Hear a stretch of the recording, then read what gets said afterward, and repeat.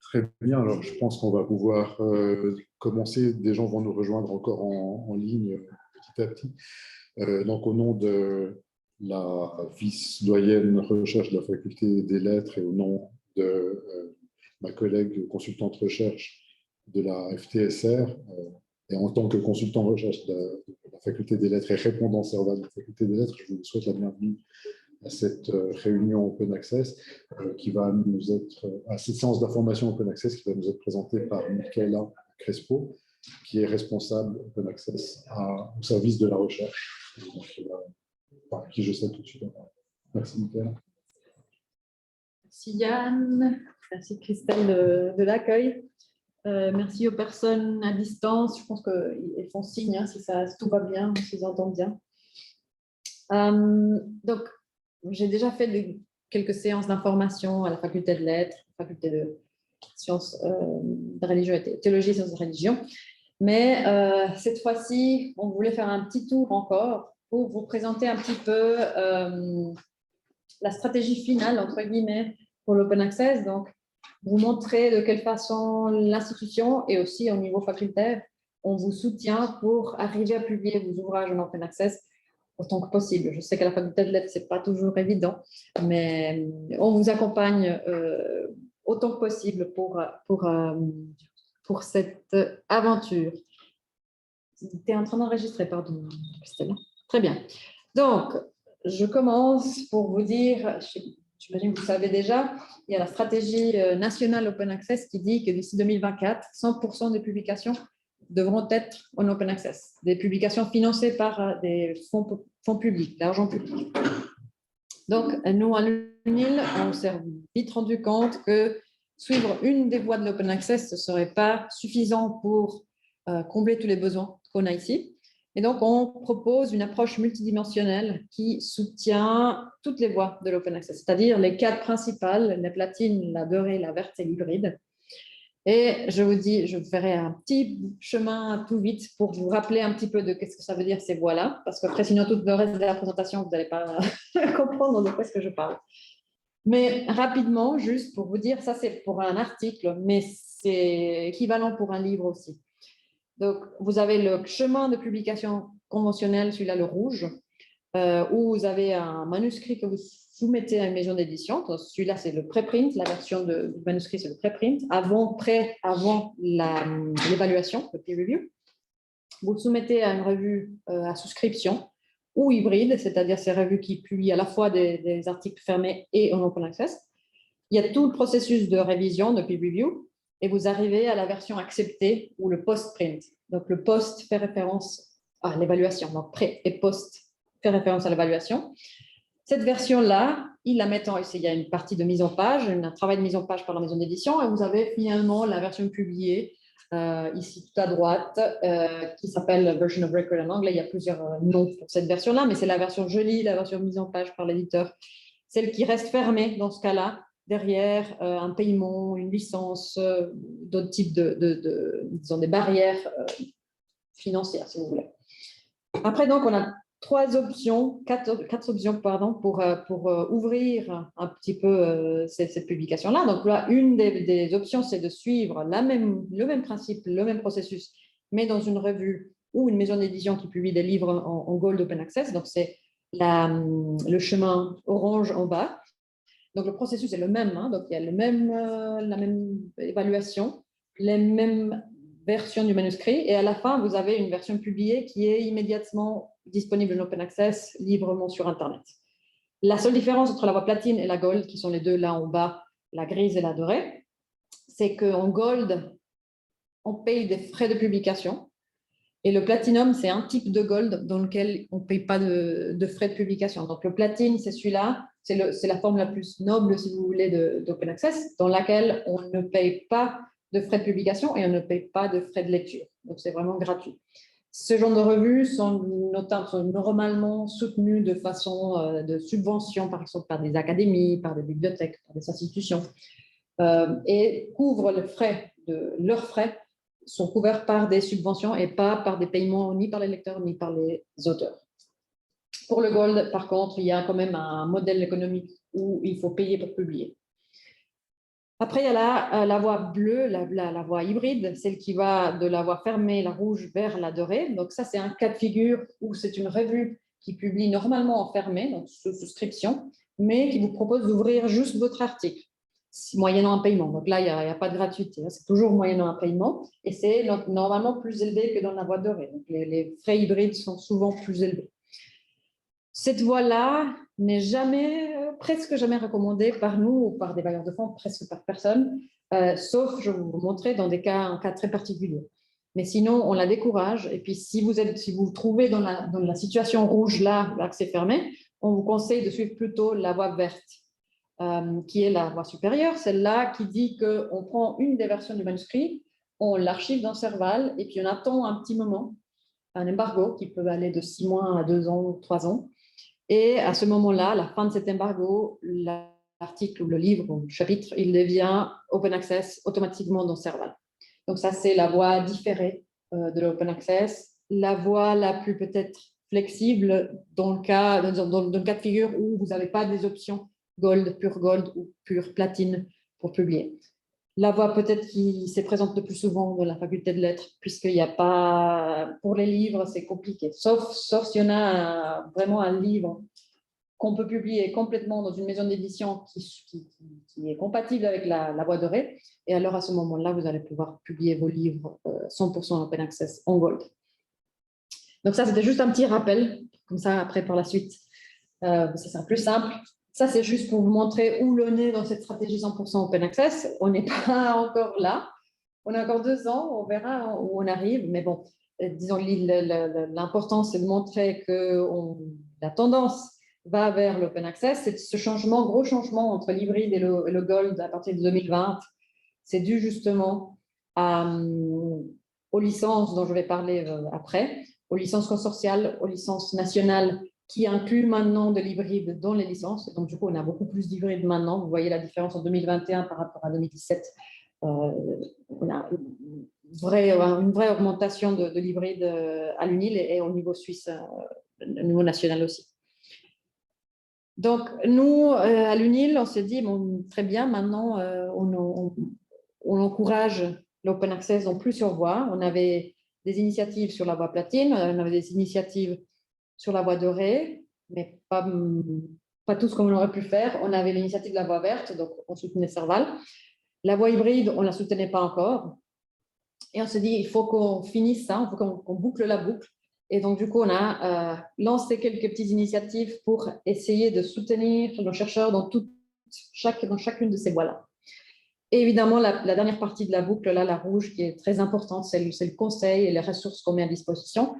Centralement ou au niveau facultaire, vous avez des personnes clés contacts dans votre faculté qui pourront vous aider dans vos démarches open access. Et si le cas le nécessite, ils me contacteront directement à moi. Donc pour la voie platine, si on va à chaque voie, donc petit rappel, la voie platine, c'est une publication open access immédiatement, sans frais de publication ni de lecture. Donc ce qu'on vous propose, c'est une plateforme de publication open access qui est partagée. Donc, c'est un projet que nous avons lancé avec 4 autres universités suisses. Donc, c'est une plateforme de publication open access partagée avec l'Université de Fribourg, de Neuchâtel, l'HEP Vaud et Zurich. Lucerne. C'est un projet P5, donc c'est financé à moitié par Swiss Universities. Et l'idée, c'est que nous mettons à disposition une plateforme pour que vous puissiez publier vos revues éditées à l'interne de l'UNIL directement sur cette plateforme-là, qui vous permet d'avoir tout un processus de publication professionnelle de vos revues. On vous offre l'hébergement, donc toute la partie technique est gratuite et prise en charge par l'université. On attribue des DOI à vos publications aussi, ça c'est aussi pris en charge par le projet. On vous offre le soutien technique et métier pour la publication d'Open Access et l'indexation de vos revues sur les principaux moteurs de recherche. Donc, on vous offre le conseil pour vous expliquer comment ça marche la publication d'Open Access, quelle licence utiliser, ce type de choses. Tout ça est compris, donc il n'y a aucun prix. à payer. La seule chose qu'il faut tenir en compte, c'est que vous restez quand même les éditeurs et éditrices de vos revues. Donc, on n'offre pas de service d'édition. Vous vous occupez de vos revues, mais la plateforme, le côté technique est assuré par cette plateforme. Vous pouvez aller consulter soap2.ch et là, vous allez voir les détails de cette plateforme-là et quelques exemples des revues qui sont déjà en ligne.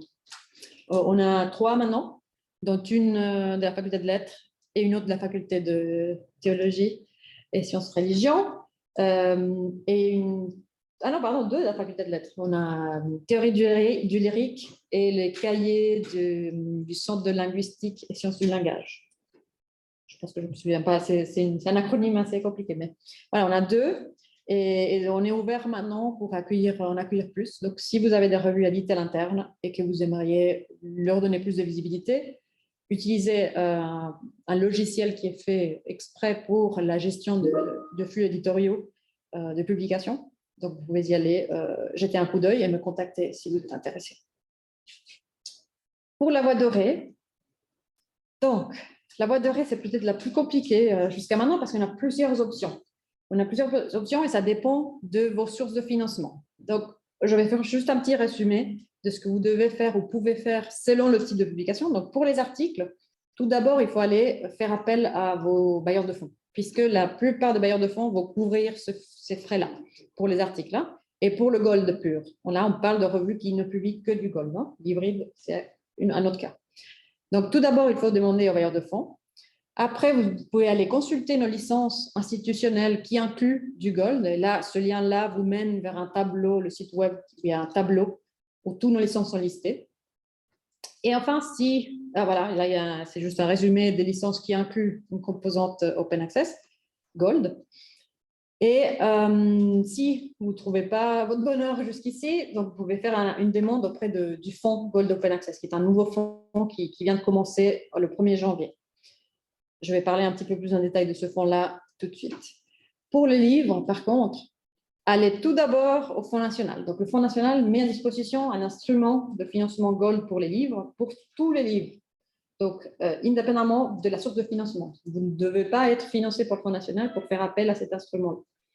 Donc, allez-y. Il y a certains cas qui ne sont pas pris en charge par le Fonds national. Si c'est votre cas, alors là, vous pouvez faire une demande auprès du Fonds national, du Fonds Gold Open Access UNIL, où nous, on prend en charge aussi des frais de publication des livres. Donc, ces liens-là, les slides seront disponibles. Vous pouvez suivre ces liens-là qui mènent vers la page du fonds Open Access à l'UNIL. Donc là, pour vous donner quelques détails de ce fonds, ce nouveau fonds qui vient de débuter, on l'a lancé pourquoi? Justement parce qu'on voulait boucler la boucle et nous manquait le soutien financier pour le Gold pour les personnes qui n'avaient pas de financement tiers. Parce que, comme j'ai dit, lorsqu'on a un bailleur de fonds, c'est toujours pris en charge, presque toujours. Mais il y avait des cas où il y avait des chercheurs, des chercheuses qui n'avaient pas accès à ces frontières et donc il nous manquait, on avait un trou de soutien ici à l'UNIL et donc on a lancé pour promouvoir ce Gold, pour étendre justement le soutien à cette couleur-là, pour égaliser l'accès justement parce qu'il y a les chercheurs qui avaient des frontières qui pouvaient publier et les autres qui ne pouvaient pas. Donc là maintenant, on permet à tout le monde de bénéficier de l'Open Access, Gold Open Access, et aussi d'égaliser un petit peu les conditions par rapport à nos licences hybrides, puisque les licences hybrides, dont je vais parler après, sont très faciles à utiliser. Et du coup, le Gold, il est plus compliqué parce qu'il faut savoir si le bailleur de fonds prend en charge ou pas, s'il faut faire une demande auprès du fonds. Donc là, l'idée, c'était de permettre d'accéder plus facilement au Gold Open Access par rapport aux autres licences. Soutenir financièrement justement les personnes qui n'ont pas d'accès à des frontières, simplifier le processus, puisque je vous ai dit, le Gold, c'était compliqué, et profiter du cofinancement, puisque ça, il s'agit d'un projet aussi P5, donc la moitié de ce fonds-là est payé par Swiss Universities pendant 3 ans, et après, on devra voir comment on va internaliser la totalité des coûts par la suite. Donc, la structure de ce fonds est en 2 volets. Donc, le premier volet, c'est un volet pour payer des licences consortiales, c'est-à-dire avec des maisons d'édition pure Gold, qui sont payées au niveau national. Et donc, une fois qu'on paye cette licence-là, les auteurs peuvent publier directement auprès de ces maisons d'édition sans devoir régler de factures ou faire des demandes au fond. Donc, c'est le volet le plus simple, mais il faut publier dans une des revues, une des maisons d'édition Pure Gold. Sinon, on a le volet B qui couvre en fait les APC, qui ne sont pas couverts par les licences du volet A. Donc, tout ce qui est autour de ces 4 maisons d'édition-là, et d'ailleurs, on n'a que 3, donc Copernicus, on n'a pas de deal avec Copernicus, on n'a pas de licence. Tous les autres APC, BPC, donc frais de publication de livres, de chapitres et d'articles qui ne sont pas pris en charge par le volet A, sont pris en charge par le volet B, dans le cadre du même fonds. Donc, les critères d'éligibilité, on a quand même des critères parce que les fonds ne sont pas illimités. Donc, il faut que l'auteur de correspondance de l'article, livre, chapitre en question soit rattaché à l'UNIL ou le CHUV, qu'il n'ait pas d'accès à des frontières, justement. Ces fonds sont dédiés aux personnes qui n'ont pas accès, qui n'ont pas un bailleur de fonds externe. Les types de publications, justement, c'est les articles, les chapitres et les monographies ou les livres, les longs ouvrages. Et exclusivement du Gold, donc seules les revues qui publient que du Gold ou les livres publiés en Gold, c'est-à-dire immédiatement disponibles sur la page de l'éditeur, sont éligibles. Il y a aussi des détails par rapport aux licences, donc c'est des licences Creative Commons, c'est des licences ouvertes. Pour les articles, on demande du CC BY, c'est-à-dire la plus ouverte, celle qui vous attribue la paternité de l'ouvrage, mais que les personnes qui le téléchargent peuvent construire à partir de votre ouvrage sans limitation. Par contre, pour les livres, la NCND est aussi acceptée, c'est-à-dire c'est la licence non commerciale, non dérivative, c'est-à-dire que si une personne veut vendre votre livre ou faire des modifications, des dérivés, des traductions, des choses comme ça, ils doivent quand même vous poser la question d'abord. Ça, c'est des questions en plus de détails, mais si vous avez des questions par rapport aux licences, n'hésitez pas à contacter Yann ou moi-même. On pourra vous aider pour le choix de la licence. Et puis, les frais de publication, on a des limites sur les frais de publication. Donc, pour les articles, c'est des frais de publication de moins de 2500 francs hors taxes. Donc, il ne faut pas compter les taxes dedans. Par contre, pour les livres et les chapitres, ça augmente jusqu'à 5000 francs hors taxes et le paiement partiel est possible. Donc, si vous avez un livre qui coûte 8000 francs, on couvre jusqu'à 5000 francs et les autres 3000, vous pouvez aller les chercher ailleurs. Par contre, pour les articles, ce n'est pas le cas. Tout article qui coûte plus de 2500 n'est pas éligible. Donc, on ne va pas payer juste une partie de l'article et puis le reste, vous le cherchez ailleurs. Par contre, les chapitres et les livres, oui, c'est possible de faire un paiement partiel. Pour plus d'informations, vous pouvez aller sur le site Open Access UNIL et puis vous allez dans Soutien 360, la voie dorée, Fonds Gold Open Access, et là, vous avez toutes les conditions d'éligibilité, ce que je viens de vous dire.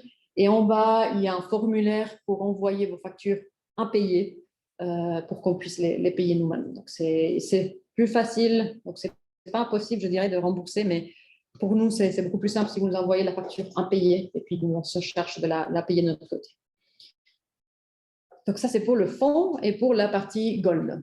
En ce qui concerne la voie verte, donc c'est la publication différée, comme vous avez vu tout au début dans le schéma, d'auto-archivage d'une version non servale. Donc, la version et l'embargo vont dépendre de la maison d'édition, en gros, et de ce que vous pouvez négocier avec eux si vous avez l'occasion de le faire. En tout cas, on met à disposition des tutoriels, des vidéos et des guides sur le copyright et le droit d'auteur, et aussi des personnes ressources dans les facultés qui pourront vous aider à utiliser Serval si besoin. Les avantages, c'est que c'est gratuit. Donc, si vous êtes dans le cas rouge, où vous n'avez pas l'argent, où on n'a pas de licence hybride, où vous n'avez pas de l'argent pour faire Pardon, il n'y a pas de revue Gold qui est juste pour vos recherches. Donc, c'est gratuit, c'est compatible avec tous les mandats externes. Donc, Fonds national, nous, l'Europe vont accepter la voie verte comme compatible et en accord avec les mandats, pour autant qu'on respecte les embargos qu'ils demandent, qui sont très courts, à vrai dire, surtout pour les domaines de sciences humaines et sociales. Mais sachez qu'ils font quand même des exceptions. Donc, si vous avez une revue qui vous demande 24 mois d'embargo et que le Fonds national vous demande 6 mois, que vous faites l'effort de parler avec la maison d'édition pour dire, écoutez, j'ai un mandat du Fonds national, j'ai besoin de 6 mois. La maison d'édition vous dit non. ben, le Fonds national va quand même comprendre que vous avez fait de votre mieux et que ce ne sera pas un problème. Jusqu'à maintenant, c'était comme ça toujours. Ça vous donne la visibilité aussi, hein, donc on a, ça je peux vous montrer tout de suite, mais les travaux qui sont déposés dans Serval sont quand même à consulter. Et ça assure la pérennisation du patrimoine de l'université, parce qu'on ne sait jamais si vous publiez dans une revue, si dans 15 ans, 20 ans, elle sera toujours là ou pas. Donc nous, on garde quand même une copie pour s'assurer qu'on ait toujours une copie qui soit disponible à tout le monde. Donc ça, c'est juste pour vous montrer la visibilité de Serval. On a augmenté, on a travaillé dedans, en fait, ces dernières années pour augmenter justement, améliorer l'indexation de Serval. Et l'année passée, on a eu plus de 2,7 millions de téléchargements de PDF depuis Serval. Là, vous avez un peu des statistiques par rapport au type de publication. Et justement, les livres, les thèses, les mémoires, toutes les choses qui sont plus uniques à nous, parce que les articles, on les trouve facilement sur Internet, parce qu'on est, disons, on a l'abonnement à la revue, ou parce qu'on la trouve sur d'autres canaux, plus ou moins illégaux, mais tout ce qui est livres, tout ce qui est surtout les thèses, les mémoires, les rapports, les choses qui sont internes à l'UNIL, ben, on les trouve juste sur Serval. Donc là, on voit vraiment un nombre de téléchargements par document qui est très élevé, beaucoup plus élevé que pour les articles. Et là, vous avez aussi les 5 publications les plus téléchargées. Et ce que j'aime bien de ça, c'est qu'on voit souvent toutes les facultés représentées ici. C'est vraiment pas un outil juste fait pour certaines facultés. On voit vraiment des documents assez particuliers qui sont très téléchargés. Et pour finaliser, donc la voie hybride qui est la moins, disons, on va dire, recommandée, on a quand même un soutien pour cette voie-là. Donc, c'est la publication au immédiate d'un article individuel dans une revue qui publie aussi des articles fermés. Et cet hybride-là n'est soutenu que dans le cadre de nos licences Read and Publish. Donc, on a une série de licences avec des maisons d'édition conventionnelles. Donc, on a Elsevier avec Springer, Wiley, Taylor & Francis, Cambridge University Press, donc plein de maisons d'édition avec lesquelles on s'est mis d'accord, on s'est dit on paye un montant chaque année, mais dans ce montant-là, on a inclus un certain nombre d'articles, la publication d'un certain nombre d'articles en open access. C'est-à-dire que là, pardon, ça c'est un exemple du tableau que vous allez trouver sur notre site web. Donc, si vous allez sur le site web Open Access, il y a à gauche là, accord Open Access. Et donc là, c'est vraiment un tableau récapitulatif. Donc là, vous aurez toutes les licences qu'on a. Notamment, il faut faire attention à deux choses. La colonne actif ou passif ou non actif, je pense que ça devient non actif. Ça veut dire que c'est une licence qui est actuellement valide. Qu'est-ce que je veux dire? Je veux dire que, non pas toutes, mais certaines de ces licences-là, elles sont limitées. Donc, on a un certain nombre d'articles par année qu'on peut prendre en charge avec ces licences-là. Une fois qu'on arrive, et ça c'est au niveau national, une fois qu'on arrive à cette limite-là, ce quota-là, bah, on ne peut plus prendre en charge ces articles-là et donc la licence va devenir rouge. Elle ne sera plus active jusqu'à la fin de l'année, normalement. Donc, ça nous arrive chaque année, peut-être vers, ça dépend de la maison d'édition, mais avec Springer, c'est peut-être vers décembre, on n'a plus d'articles. Avec Taylor & Francis, c'est avant, c'est pas très bien dimensionné. Donc, faites attention, consultez ce tableau-là avant de publier pour voir quel est l'état de la licence en question. Et aussi, tout à droite, la liste des titres, parce que il n'y a presque jamais tous les titres qui sont compris dans la licence. Pas toujours, hein, mais on a certaines licences qui sont illimitées avec tous les titres, donc ça c'est l'idéal. Mais malheureusement, avec surtout les grandes maisons d'édition, bah, il y a des clauses et donc on n'a pas toutes les revues qui sont incluses et on a des quotas, on a des limites. Donc faites bien attention à ça, vérifiez les quotas et la liste des titres. Donc ça c'est pour la voie hybride, qui était la dernière, et vous pouvez vous poser la question, comment est-ce que je sais si c'est hybride ou pas? Donc, vous pouvez poser la question, les deux questions suivantes. Est-ce que la revue publie exclusivement des articles Open Access? Donc, si la réponse est oui, ça veut dire que c'est du gold. Si la réponse est non, ça veut dire que c'est hybride. Et aussi, vous pouvez vérifier le doaj.org, qui est le directoire de revues Open Access. Donc, si votre revue est incluse dans cette directoire-là, elle est gold. Si elle n'est pas incluse, c'est possible qu'elle le soit, mais pour nous, c'est beaucoup plus facile d'aller checker DOAJ, qui est une source disons, sérieuse pour voir je ne veux dire pas la qualité, mais au moins le sérieux du modèle économique de la revue. Donc voilà, le dernier petit bout de la boucle, c'est le conseil et les ressources. Vous avez le site Open Access de l'UNIL où vous allez trouver toutes les infos que je viens de vous dire. Mais aussi, vous avez trouvé Papago, en fait, qui est un petit outil qui est dans le site lui-même, qui est un petit perroquet qui va vous poser quelques questions. Ça s'applique à tout type de publication. Donc, si c'est des livres, des chapitres, ça marche aussi. Donc, vous allez répondre à 3, 4, 5 questions et il va vous proposer des fiches en fait, personnalisées à votre situation. Donc, vous aurez une réponse personnalisée à votre type de publication, à votre bailleur de fonds. Et je pense que c'est un peu tout. À la date à laquelle vous avez publié par rapport au début du projet, par exemple, de financement. Et donc, vous aurez, voilà, un peu, c'est une réponse un peu plus détaillée que de juste chercher de l'information dans le site. Mais si vous avez encore des questions après avoir utilisé Papago, n'hésitez pas à consulter Christelle ou Yann ou moi-même après. Après Papago, on offre aussi des formations. Donc, il y a des cours modèles à suivre à son rythme sur modèle.unil. Et puis, on a aussi des guides, un guide d'introduction aux droits d'auteur, si vous voulez, et des avenants au contrat d'adhésion, des lettres types, si vous voulez, que vous pourriez utiliser pour négocier avec une maison d'édition des périodes d'embargo plus courtes que celles qu'ils ont proposées par défaut. Et maintenant, on est en train de travailler avec le centre de compétences en Digital Law. C'est un centre de compétences suisse sur le droit d'auteur, notamment pour des ouvrages numériques. C'est de faire un petit guide d'information et de mettre à disposition de clauses types pour la négociation ou même pour contrôler juste ces contrats de publication que vous recevez quand vous publiez un livre, par exemple. Parce que pour les articles, c'est beaucoup plus simple.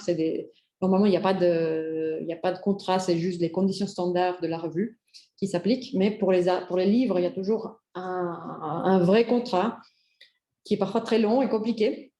Donc, l'idée, c'est de vous proposer les bases pour regarder si ce contrat-là est juste ou pas par rapport à l'open access, ou bien de vous proposer des clauses que vous pouvez vous-même proposer à la maison d'édition pour dire, écoutez, moi, j'aimerais garder mes droits sur mon livre, ou bien j'aimerais pouvoir déposer mon livre dans notre archive institutionnelle après X mois. Donc, comme ça, vous aurez quand même des textes qui sont juridiques valables à proposer à votre maison d'édition.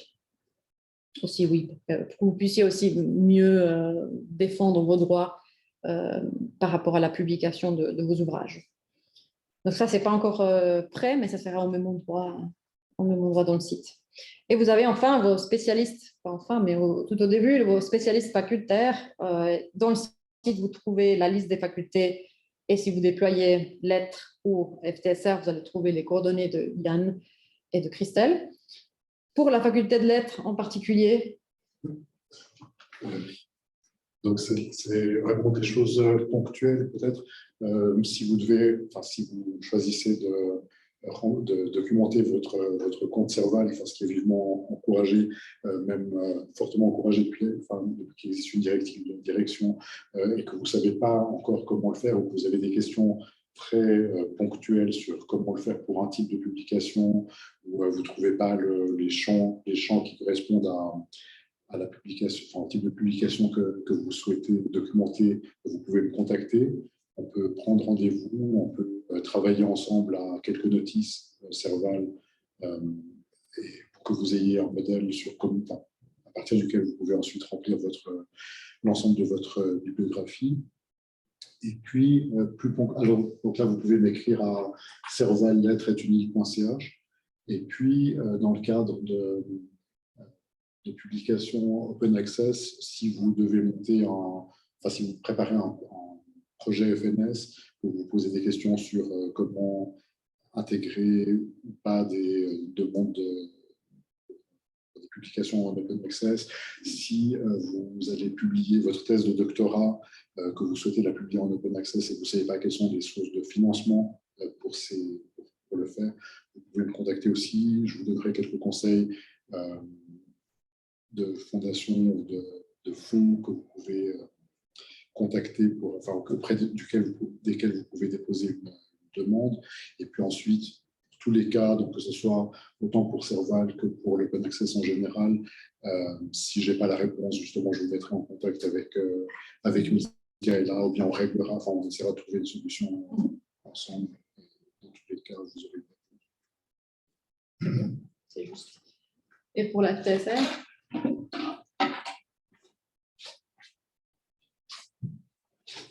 C'est assez identique pour la FTSR. Si vous avez des questions de base sur Serval, sur entrée une notice, ou des questions sur l'open access un peu plus en général, ou besoin d'informations, vous pouvez me contacter. Normalement, vous avez tous mon adresse mail puisque je vous envoie régulièrement des mails. Et puis, pareil, si je suis bloquée, je vais vers Michaela qui a beaucoup plus de particulier. Mais on essaie toujours de trouver des compromis ou la meilleure solution. Je sais que ce n'est pas toujours facile, notamment, par exemple, dans la faculté de lettres, avec l'histoire de l'art, par exemple, certaines disciplines qui utilisent des images. C'est jamais évident de trouver une bonne solution, mais on y travaille. Peut-être qu'on trouve quelque chose pour l'avenir. Donc voilà, je pense qu'on a fait le tour. Ah oui, juste une petite métaphore là. Pour finir, donc on a la voie platine, on a parlé de notre plateforme de publication, de la voie verte, de l'auto-archivage dans Serval, de la voie hybride qui est soutenue exclusivement dans le cadre des accords Read and Publish, et la voie dorée où il y a des accords qu'on a aussi avec des maisons d'édition ou bien le fonds auquel vous pouvez faire appel. Et puis évidemment, tout ce qui est autour ou entre ces roues-là, c'est le soutien métier, donc les consultants de recherche, vos spécialistes facultaires, le site web, les outils Papago, les tutoriels des cours, des séances d'information comme celle-ci, qui font si que le tout fonctionne et tourne. Et donc voilà, on reste quand même disponible pour les questions au niveau facultaire, au niveau central si vous en avez. Donc ici, vous avez mes coordonnées aussi, le site web, l'URL du site web, où vous allez trouver à peu près tout ce que j'ai dit. Mais on se tient à disposition si vous avez des questions maintenant ou après. Donc, je vous remercie pour votre attention. Merci. Merci.